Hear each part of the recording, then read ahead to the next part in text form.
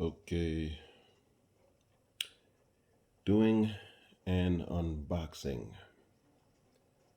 of the TLM 103 anniversary edition, I guess.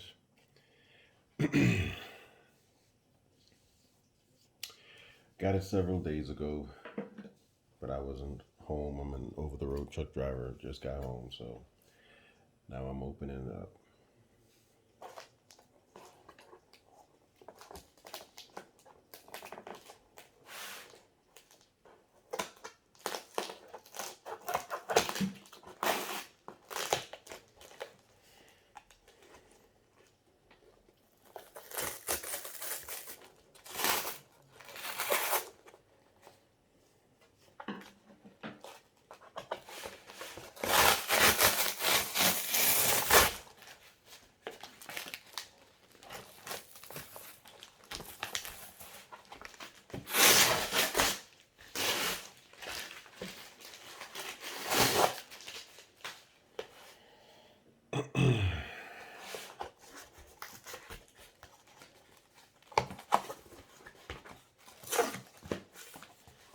Okay, that's the right side up.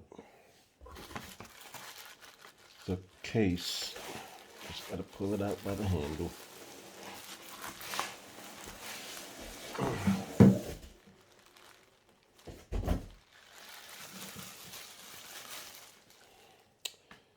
Kind of set this down a little bit to make sure I'm getting it all.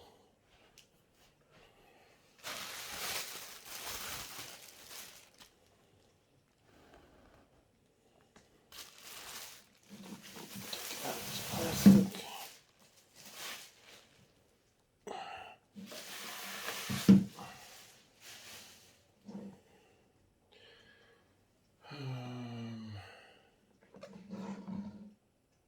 Okay, I think it's upside down.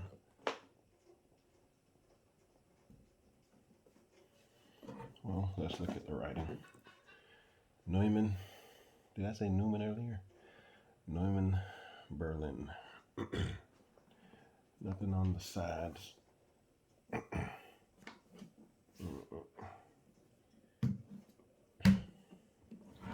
Nothing on the bottom there.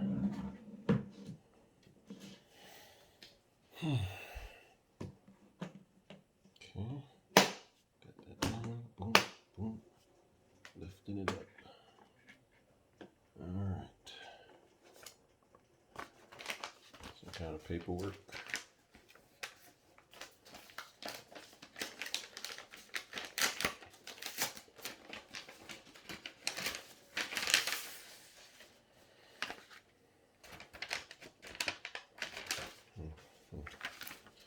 Yeah, paperwork.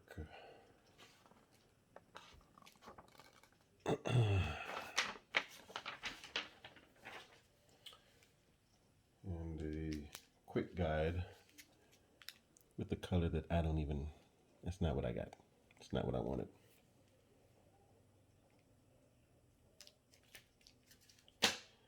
Here we go. Nothing inside there, so I don't know what that is. But here's a shock mount that comes with it. Go ahead and get that open.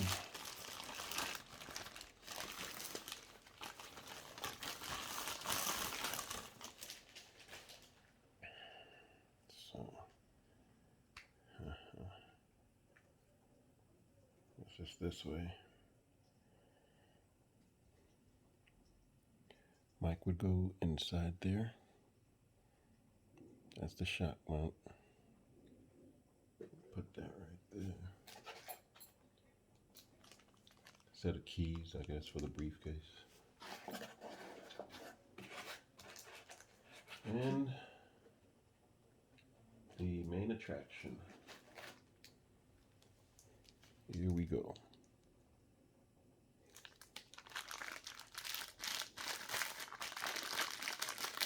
Pretty heavy. But there she is. There she is.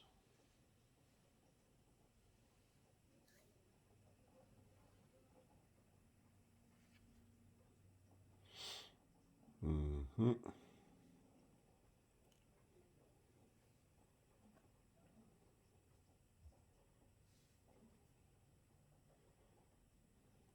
she is.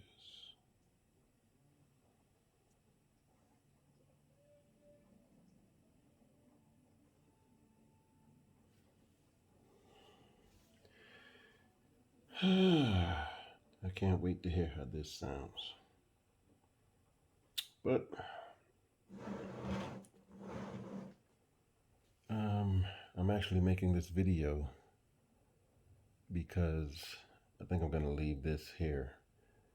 I don't think I'm going to take it over the road with me. I don't know, I might feel differently tomorrow. But I carry all my microphones with me, all of my little, well, not all, but a lot of it, a lot of my audio gear. It's a little burdensome to carry around, but the reason why I carry it is because it's almost like a security blanket. I spend a lot of time over the road, and it just kind of helps to remind me that I'm doing it for a reason, that I have plans in the future, and that I'm actually making progress. So,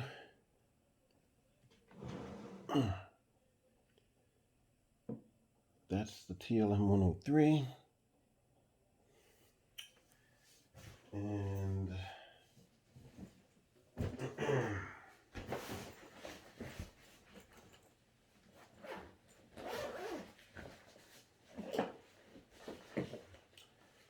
think I'm going to be going ahead and leaving this here.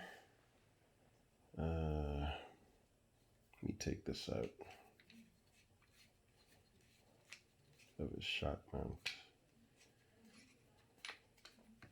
Right. This is the Rode NT1. I should have better lighting. This is very impromptu, so this wasn't really planned. This is the shock mount, of course, for the Rode NT1. Another mic that I like.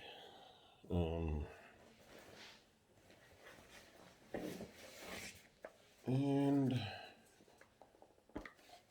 I think I'm going to be leaving it here as well before I go back, but here's another one.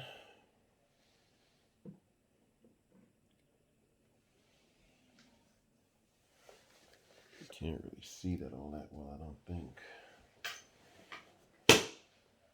Let me bring it up for you. This is the JZ Vintage 11.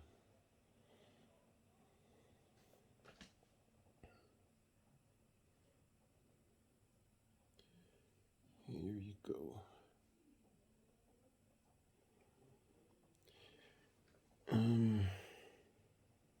You might be noticing a pattern right about now.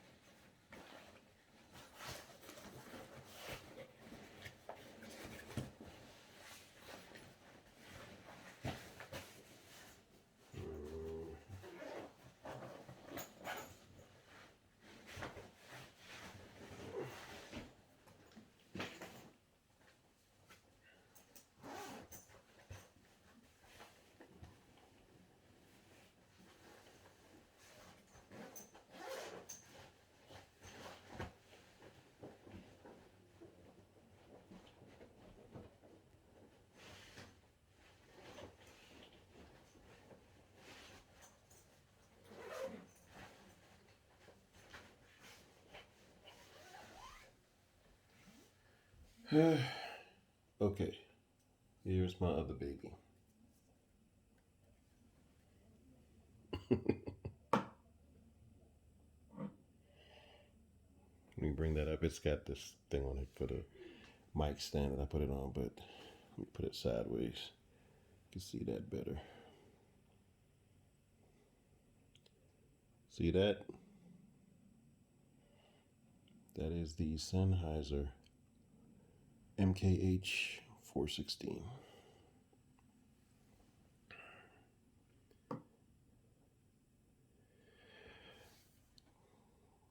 That one ain't even fitting in the screen.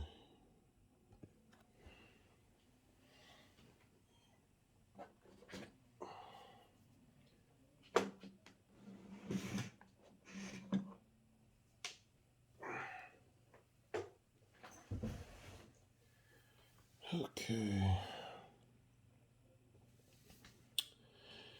Those are, well, they're not all. I'll bring out the last condenser that I have. But I've had, with the exception of this one here. Let me just go ahead and just bring out the last one. I don't want to bring it out right now because it's not consistent. Even though either on the manufacturer's website or on Sweetwater, I can't remember, but I remember actually seeing that this was listed as the color black, even though clearly isn't. Well, I guess let me bring it up to the. There you go. This is the Austrian Audio OC818. Okay. There you go. So those are all of my condenser microphones. And of course, again, the Neumann is brand new, so I haven't used that at all. When it comes to the rest of them, hardly used. Hardly.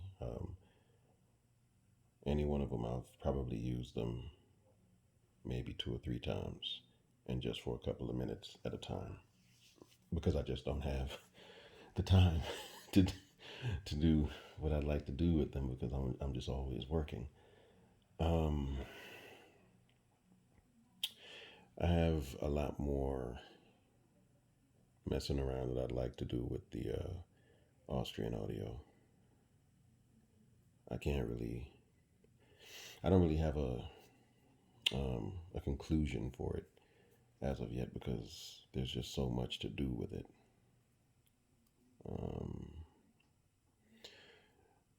But it's a decent mic for now. I'll say that I've spoken into it and listened to myself, and it's cool. It's cool. The Rode NT1 is also fine to me.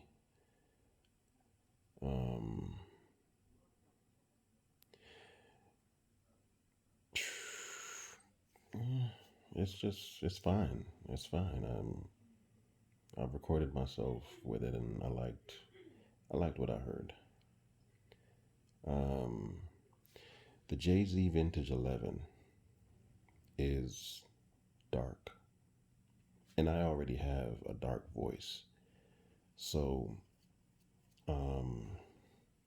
it sounds nice, but it sounds veiled on a person like me. With me, anything that I record with it, I would have to mess around with some EQ and just to add some high end to it.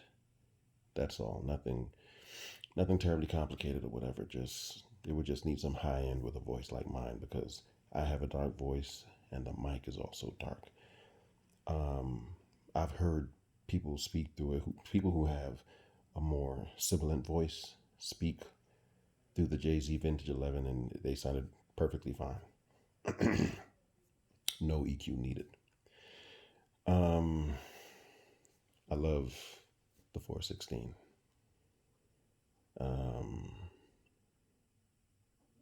That's the 416 is my favorite mic. That's my favorite microphone. I'm trying to see what that TLM 103 is going to sound like on my voice. But I love the 416. These are not all the microphones that I have. I actually have a Shure SM7B and a Re20. I got the Shure first, and I'm talking about this was years ago, and it's the same story for both of those microphones as well. I've had them. Well, I got the one the Re20 in October or so of 2015, so 5 years ago, and I've probably used that microphone once for a couple of minutes or so. And I got the SM7B a couple of years before that. Um, but yeah, they're both virtually unused, and those are the only two dynamic microphones that I have. I was almost about to say that I started with, I guess you could say I started with dynamic microphones when professionally speaking. Not anything that I'm doing professionally, but just, regards to the quality of the microphone, professional grade or whatever. Because before that, I bought the original Blue Yeti. I mean, this is back like, I want to say 2009 or 10 or something like that. This was the original Blue Yeti. It still had the THX on it and everything. And right after that, I had gotten the original Blue Yeti Pro. Like the original Blue Yeti was $100. The Blue Yeti Pro was $250. Um, yeah, yeah, and what am I putting this stuff through? Whenever I'm testing it out, this I got a couple of these. This is the second generation. You could tell by the silver colored part right here. Um, I got the first generation of this as well, and I have the MixPre 10 second generation as well. To tell you the truth, I'm doing this video because it'll be like something that I can just come back to, because I'm going to leave these microphones at home and I'm going to feel sad about that once I leave and go back over the road. But at least I will have this video to look to from time to time or whatever, to make myself feel better. Man, I might still take one or two of these mics though, but not all of them. Not all of them. Maybe the 416 and the 103. I don't know. But this is the story of my life. In my closet, you can't see it right here, but it's to the left. In my closet, I got two, what do you call them? Yamaha's HS8s. I got a pair of those, the white ones. I haven't even opened those yet, and I got them almost a year ago. I haven't even opened up the box yet. That what is that speaker? What is it called? The Fluence FI70, I think. Virtually unused. It's just sitting here, just virtually unused. Yeah. But anyway, these are my babies. These are my babies.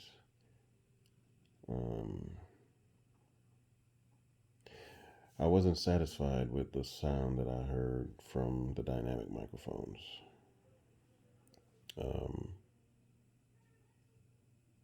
They were okay. They were okay, and sometimes kind of hit and miss. But I wanted more. There's a story even of the journey when it comes to like the audio interface, if you want to call it that I'm using, or field recorder or whatever that doubles as an audio interface. The first audio interface that I ever got was the Roland Quad Capture. brand new to this stuff, of course, don't know anything at all, and I felt like the preamps on those were very noisy. And I got those. Well, I got that originally for the Blue Yeti Pro because that needed an audio interface to be plugged into. Um, and then I got the SM7B. And of course, the SM7B is notorious for needing a lot of gain, and it couldn't produce enough. So I got what's that little square preamp thing that delivers like 20-25 decibels of clean gain. Cannot remember it, but it costs like $150. Um, and it's like blue colored. Anyways, I got that, and I just still wasn't satisfied with the sound, the cleanness of the audio, whatever. And again, this is before I even knew anything about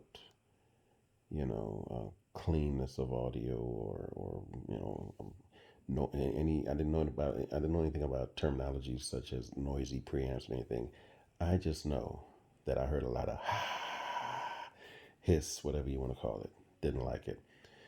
So what I did after that, that was the Roland quad capture. What I did after that was I got the Roland octa capture, a more souped up version. Like the Roland quad capture was 250 or so when I got it. And again, this is like, man, 2012 or so. Um, got the octa capture, and that was $500, I believe.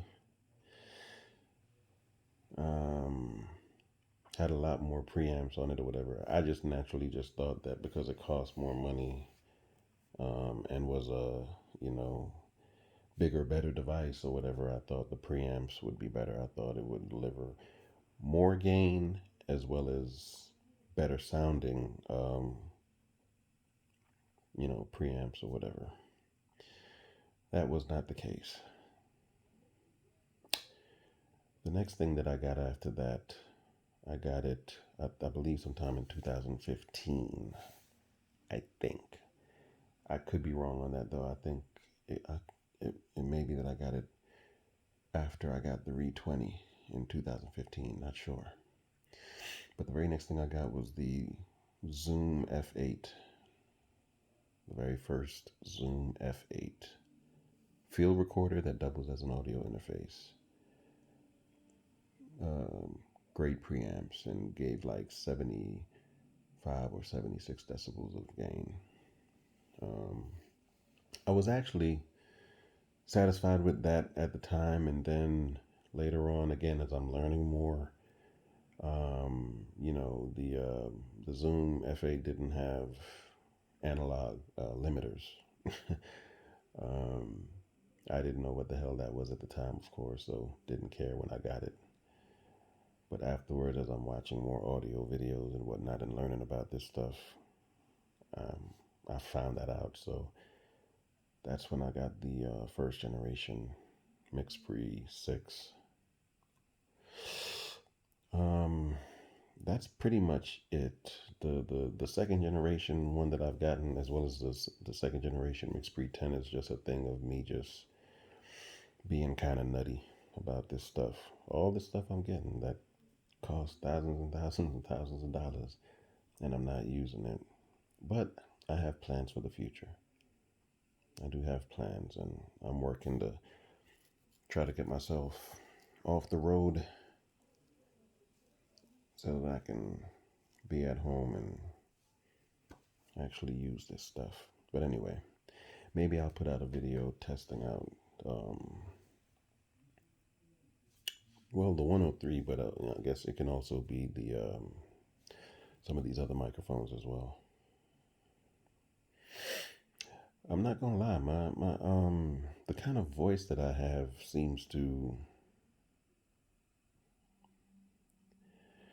most microphones that I've tested out, my voice and whatnot, is usually fine.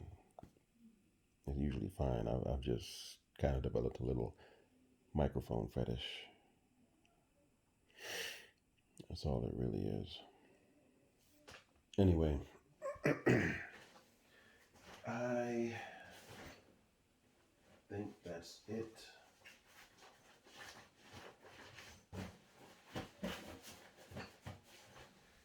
Yeah, I think that's it.